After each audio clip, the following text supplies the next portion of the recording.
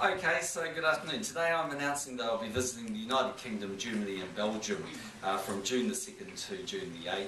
The visit will include 3 days in London, as well as time in Hamburg and Berlin and Brussels, where I'll meet with the European Parliament representatives and representatives from NATO.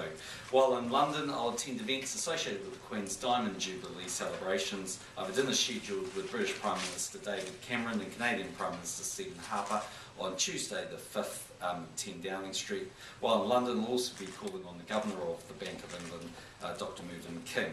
In Brussels, I'll meet with NATO Secretary General Anders Fogh Rasmussen and the European Parliament President Martin Schulz. I'll also launch the Friends of New Zealand group in the European Parliament. In Berlin, I'll meet Chancellor Angela Merkel, deliver 2 keynote speeches and meet with various business groups. I'll also meet the German Foreign Minister. As well as representing New Zealand at the Queen's Diamond Jubilee celebrations, I hope to advance New Zealand's bilateral relationships with the European Union, NATO and Germany. The visit will also be a valuable opportunity to give me first-hand information on the issues currently confronting Europe. The European Union remains the world's largest economic bloc and our 3rd largest export market for goods, worth around about $5 billion. I'll return to New Zealand on Sunday the 10th of June. Over the weekend it was announced that New Zealand will be a partner in the $2.5 billion square kilometre array SKA project with Australia and South Africa. It's fantastic news for the science and astronomy in our country. The SKA project is one of the world's largest science projects. We've been working on it for quite some time. It builds the world's largest radio telescope, which will be 10,000 times as good as anything built before it. While the bulk of the physical location of the joint venture Australia-New Zealand partnership will be in Australia, the result is a major endorsement of our expertise in science and innovation and will help boost our scientific profile internationally. It will likely provide greater research and career opportunities for Kiwis interested in astronomy, physics, maths and computing. This project underlines the government's approach to the budget to science, scientific and technological innovation, which are major drivers of growth and international competitiveness. Just in terms of ministerial activity, I'll be at caucus tomorrow, of course, in question time on Tuesday and Wednesday, and Thursday I fly out to Europe in the evening, I think. And in terms of the House this week, we'll make progress on the budget debate and the Crown Entities Reform Bill. The only other one point I'll probably make is that, as you'll be aware, next Monday, I think, is Queen's birthday, so that will be the day I think we're announcing the Queen's birthday honours list. Because it's the Diamond Jubilee, the Palace invited us to consider whether we wanted to have a recognition of that. So there'll be 4 additional members of the Order of New Zealand announced on that particular day. That's in line with what happened when the Golden Jubilee occurred for 50 years. So it's a good looking list. I'll update the Cabinet on it today and you'll be able to see it next week. Prime Minister, what are your thoughts on this ongoing invite session from David Shearer to discuss the retirement age and promise not to politicise it if you did get here? Sure. Well, look, I mean, we went into the election with a fairly clear promise and mandate not to raise the age. We took the view that we didn't need to do that in the short term. We hold strongly of that view. And really nothing's changed from that. I mean, Labor went in with a different proposition. It was really put on a capital gains tax and raise the age from 2020 on. As I said last week, everyone can see that there's an ageing population in New Zealand. We acknowledge that. It's also true that it has an implication in a number of areas like healthcare. But in reality, despite the issues that we see in Greece and Europe in general, changing something in 2020 wouldn't actually make any difference when it comes to that issue. So you're even reluctant for that to go down the road of that retirement commissioner's plan of not starting until way out in 2020? Don't see any particular need to do that, no. Why is that? What's that? Well, we've done our modelling. We go all the way out to about 2020. That's our forecast period, and we're comfortable in terms of the numbers that we see there. There are a number of reasons why that is, but the Treasury's done that work for us, and the significant changes are not directly related to superannuation. There are a number of other factors. Our focus is really on economic growth and lifting the economy. But post-2020 is when it's really going to start to hit. Isn't that when you really need to start actually planning forward for that? It may do, maybe for another day, but not for today. Well, it's quite obvious. I mean, the numbers are there about the numbers of people coming into that, the baby boom bulge and the associated costs. Yep. Are you saying that that's not going to be a challenge in the future? what I'm saying is it's healthy for the country to have those debates, and if they want to have them, and political parties will need to take their policies into the election campaign 2014. So you're effectively saying there's no need to do anything about superannuation in the next Not 10, today. 20 years? Not today. Is the government doing any other long-term work on the ageing population generally, in areas like healthcare, aged care, dementia care, and that has implications for superannuation as well? Yeah. Look, to the best of my knowledge, I haven't seen any particular work they've produced on that, but I have no doubt the Ministry of Health is looking at those particular issues. And superannuation is just simply one of the costs of an ageing population. But they go all the way back to the fundamental point, which is if New Zealand is going to incur greater costs because of an ageing population, then that's all the more the reason why we need two things: stronger economic growth, and secondly a balance sheet that can support any additional costs we might face, which is why we need to get back to surplus by 2014-15. Did you and the Cabinet or some of the senior members of the Cabinet though give some consideration to going back on your promise and perhaps changing it? No, we didn't. No. You gave it no thought at all? Well, look, there were always recommendations from Treasury, and we always kicked the tires on issues, but no, there was no serious consideration. Are you concerned that the impact these changes in education are going to have on intermediate schools and on these technology teachers? Yeah, okay, so what I'd say there is the government is committed to trying to make a change, and that is to increase the quality of teaching and to put more resources into the quality of teaching rather than the quantity of teachers. As we said last week, 90% of teachers, schools will be affected with either plus or minus one teacher, so there'll be fairly modest changes to say the least. There's a group of schools that are more affected by that, and they are not exclusively but typically intermediates, and technology is in there, although it's a very confusing formula which I won't go into too much. So what the government had always agreed to do was to set up a working group.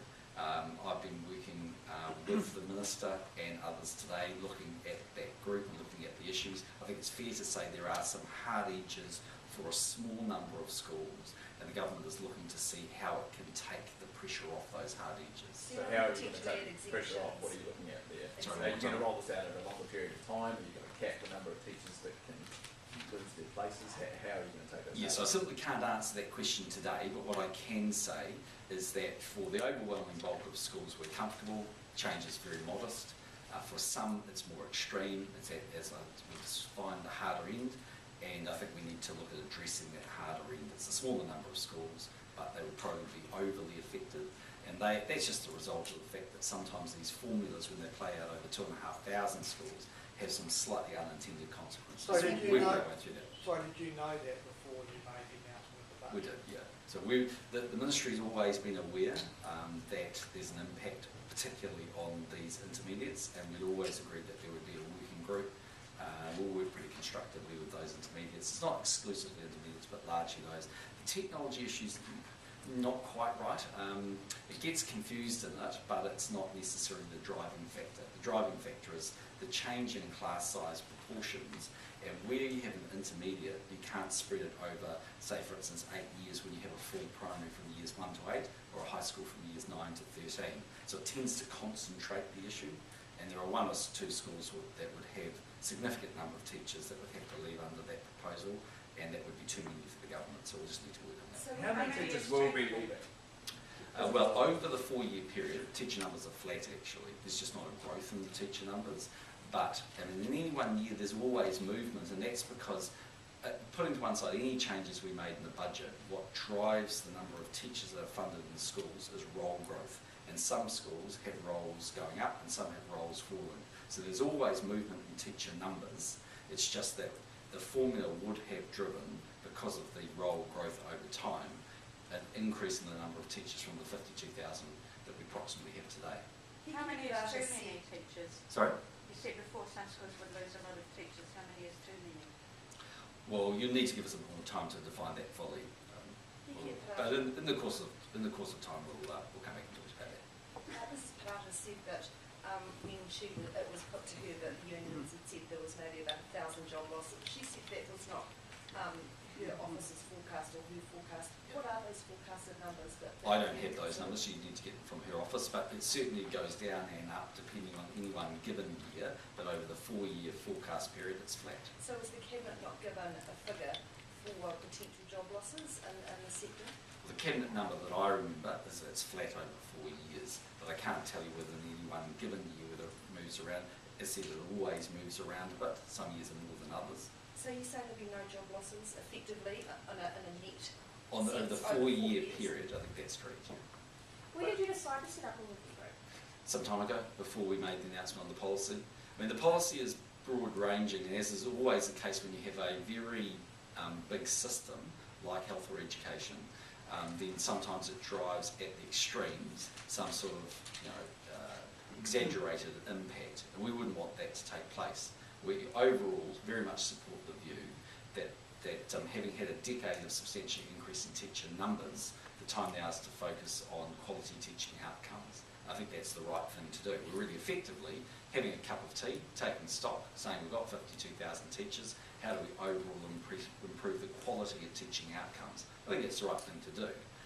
But there would be 1 or 2 schools that would just be overtly affected, and we need to insulate them from that. So if you knew there were going to be some hard edges when you announced the policy, why didn't you have some measures in place to mitigate that for Just- some time? Well, because we want to work with the sector on how we might do that. How much correspondence is the government getting, negative correspondence about the phase? I can't tell you in my office because I literally don't see it day to day. So I'm just going to simply can't answer the question. I've had anyone specifically raise it with me. But there will be some schools who will go away and do a calculation, and there will be some schools sitting in that intermediate area that will be concerned. But I think the sector group is listening to the Minister that she's going to work constructively with them. What Schools are the in areas need are talking potentially about industrial action over this. Well, let's see. I think everyone should hold their breath a wee bit and we'll work our way through it. When you said about technology, are there other areas that have become obvious? No, the other main subjects? the main factor with technology is the important thing to understand is if you look at a primary school, 70% of primary schools provide technology on site. There's effectively no change there. 30% have their kids going off-site to another primary school, and the slight change comes in the way that formula funds the child and how that might work. So technically there's not actually less money there, but it's the way the money is allocated. It's quite a complex formula. But the big driving factor is the class size ratios, and that's why in some cases, in fact, we're being more generous in funding the small ratio. In some cases, we're funding less, and some are staying the same. And is technology affected because of the way that's set up, that it's not necessarily on-site, regular kind of classrooms as like English and Maths? Is that?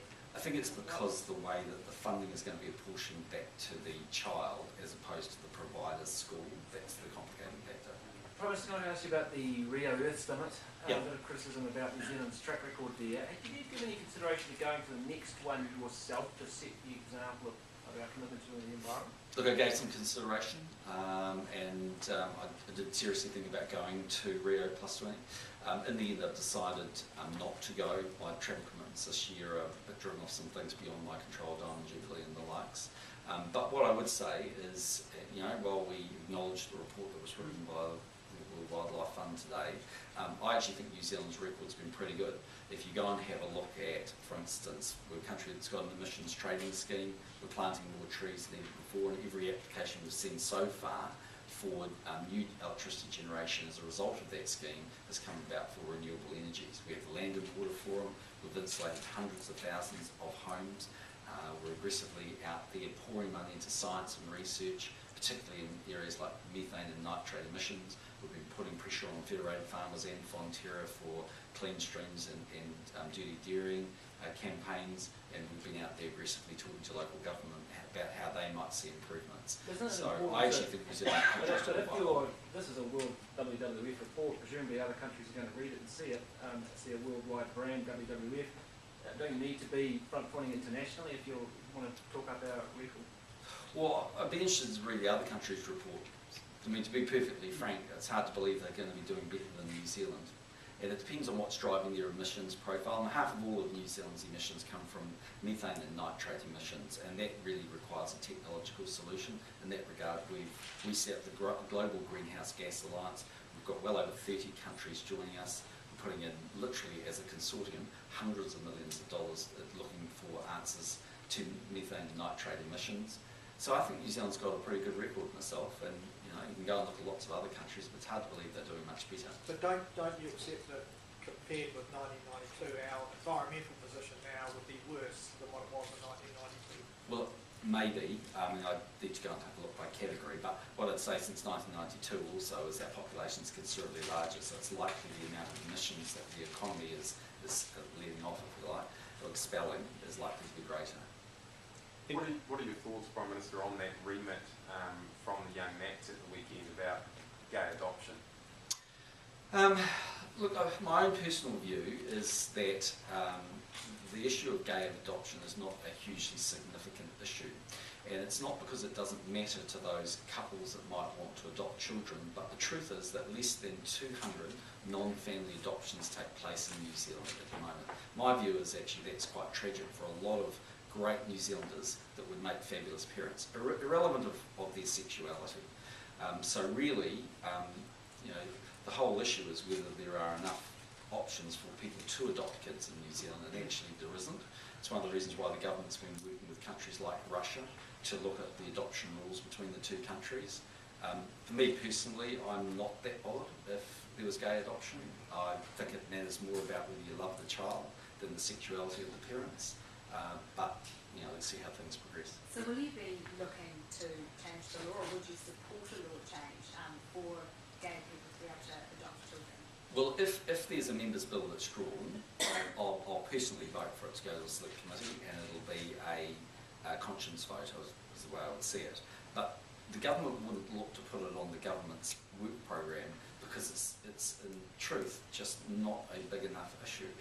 I understand and completely have sympathy for those people looking to adopt, but it's now such a small group of New Zealanders that are getting the opportunity to adopt that it can't be the government's number one issue when we're facing all of the other economic issues we face. What about is it a sample, right? stuff as well, though? Sorry. Sorry.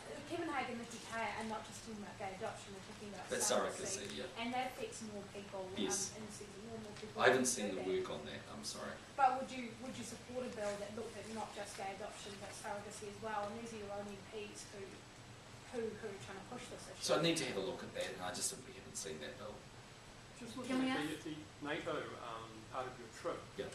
is the withdrawal from Afghanistan likely to be on the agenda for your talks with Mr. Rasmussen? Well, it won't change what we're doing because obviously we made that public at the Chicago conference that was attended by the Minister of Defence and Minister of Foreign Affairs. But certainly we'll be talking about Afghanistan, I would have thought, and about both New Zealand's commitment and how they see the ongoing situation in Afghanistan playing out. I mean, they've been the forum, if you like, under which New Zealand has been participating in terms of ISAF NATO commitments, and so it makes sense for us to talk to them about how they see that transition, what the order of events is likely to be, what other countries are doing. But New Zealand's position is quite clear. And is that clear with respect to a request for money, given that there was a perceived shortfall in the capacity of the Afghan Defence Forces, for example, once the withdrawal takes place? If NATO asks New Zealand for a larger financial contribution, what's your inclination at this point? Well, I've been reluctant to put more money into Afghanistan. I mean, my own personal view is that we've had a decade there now in terms of the provincial reconstructions team in Bamyan. The SAS have been there, I think, on 3 or 4 different rotations under 2 different governments. So my view is that we've put a huge contribution into Afghanistan. The Americans obviously are looking to build a huge commitment of resources from countries around the world. It was the Americans that suggested to us that $2 million would be a sum of money that might be appropriate, and I thought, quite frankly, that presented pretty good value for us, so we accepted it. Are there any specific points you think you might raise with Mervyn King? It'll be just interesting to see how it's going. I mean, I met him last time I was over there about a year or so ago. He's quite a fascinating guy, and I think it'll be just interesting to get everybody's perspective on Europe and what might happen, where they see the Greek-Spanish situation playing out, what stress they see on their economy. And they've got it's pretty technical because they're a -0.2, but a technical recession taking place in the UK. it needs to just be quite fascinating, I think, to get a perspective on European crisis. The South African central bank governor last month wrote an open letter to all the governments engaging in quantitative easing, saying it's driving up their currency and our currency. Do you think that might be raised? It might be a point of this is how you're hurting us, your policies? Well, last time we went to the United States, we had a much more extensive discussion about quantitative easing, obviously with Ben Bernanke and with Timothy Guyton. Look, we might have a discussion with Mervyn King about it, but I don't think the UK aren't really engaging in quantitative easing, not in the way that the United States is. On the issue of kiwi fruit, do you Yes. think that growers should be prosecuted for injecting these chemicals into their diet? Well, we would be very concerned if they are doing that. I know some have volunteered that information that they are, but obviously if there was any fruit found that contained that antibiotic, then that fruit would be dumped and it would be damaging potentially to our international reputation. There are under certain conditions which the antibiotic can be applied, but I think that's when it's sprayed on, not when it's injected in the vines. The assurance I've had so far from the Minister of Primary Industries is that no fruit has been detected that has detected any strains of Streptococcus, I think it is. So we'll be continuing to monitor that. I think the Ministry for Primary Industries is looking at the wider issue about what could be acceptable levels of the antibiotic, but that's for them to work on another day. On another issue, we're celebrating our anniversary with some of our friendship relationship between New Zealand and Samoa. How would you describe our relationship at the moment? Well, 50-year relationship, something to be celebrated. I mean, New Zealand has an enormous Samoan community living primarily in Auckland. They've been fine New Zealanders in the time that they've been here. They've worked hard for this country. I'll personally be going to Samoa as part of the 50-year celebrations, and that friendship treaty that the two countries have has served us well. The Prime Minister of Samoa, Tui Alepa, is a great friend of New Zealand. We've worked very constructively with him, and I think that real affection that New Zealand has for Samoa was very much on display when they had the tsunami back in 2009. And aged care. Sorry. In aged care, you said the other day that the limit on what centres could charge was a handbrake on raising wages. Are you looking at lifting that limit on charge? Not really, but it's, well, no, but it's a statement of fact that it limits what those rest homes can charge. So in reality, they can only charge a basic rate, which is the rate they negotiate effectively through the DHB contracts, and they can only charge additionally for add-ons such as a larger room, a non-suite or a better TV. So no, we're not looking to change that, but if there was to be a substantial increase in the pay of caregivers, and I think we all accept they're a very needy group and do great work, that's going to cost the government about $140 million. And at the moment we just don't have that cash. So you're not looking at lifting the charge instead of that? We're not at this point, no. I mean, it's just in a scenario where gay marriage or gay adoption did make it to, become a private member's bill. At the third reading, would you go back to your electorate as you have in the past on these kind of issues? Or? I might do. I mean, historically that's the way I've acted. So, let's go and have a look. But I'm more than happy to have the debate on these issues. And I might vote for them the whole way through. Everyone has a different view on marriage and what's appropriate. In my view, there's not a hell of a lot of difference between gay marriage and civil union. So, I'm not uncomfortable with civil unions are there, but let's see how it goes. Can I just ask you a final question about the super age that I asked about earlier? Yep. With all these other countries, the US, Australia, UK, Iceland, all these places going to 67, does that not make you, think, hey, I've got it wrong here? Well, France is looking to lower these to 60, from 62 to 60, but putting that with one side, there's a bit of a difference between those other countries, and that is they don't provide universal superannuation. So, in other words, New Zealand effectively has a commitment with our citizens to pay them universal superannuation at 65. And that is different in those countries. There's more flexibility for their workers because they tend to have private provision. Now, I think we all accept that people are living longer, and some people are certainly in the workforce longer, and their capacity to work longer or maybe take the superannuation at a higher age would be greeted with ambivalence by quite a lot of people.